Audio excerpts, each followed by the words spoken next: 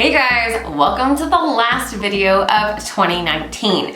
My mug for today is Hank. He is from, if you have not seen him, he is from the Dory movie, and he is one of my favorites. He is a septopus. He has 7 legs, not 8, and he is absolutely amazing. One of my very good friends gave me this mug, and I love this mug, so thank you guys. Okay, so today we're gonna kind of talk about those last minute things to do kind of before the end of the year and as the new year begins that a lot of people don't talk about. So we all know that, you know, it's time to kind of get our schedules in place, time to get our goals in order and see how, you know, what all we want to accomplish for the new year. But there are some things that you've been putting off that we need to discuss.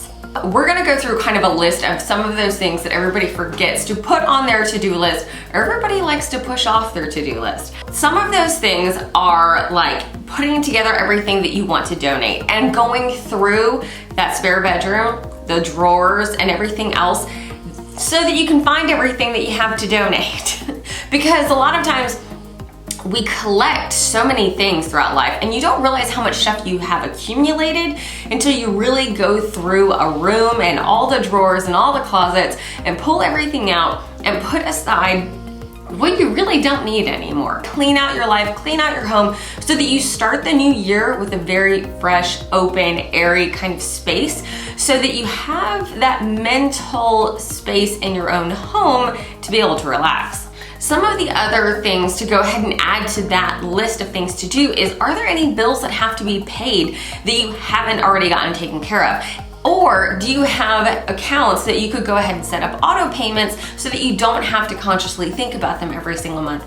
That's something to go ahead and do as well. Now, on this list of all the things that you're going to do, you can kind of accomplish all of them on one day, and I'll tell you how.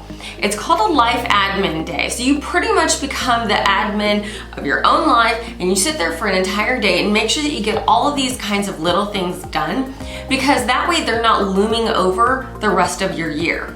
And this happens a lot.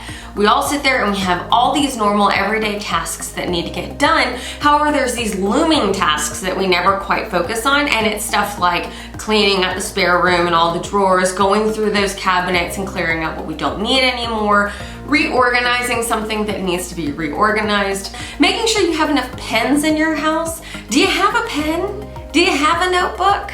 Now's the time to check. And if you don't, you go by the stinking store and you pick some up. You pick out which ones you like. Now's the time to go ahead and get that kind of stuff done.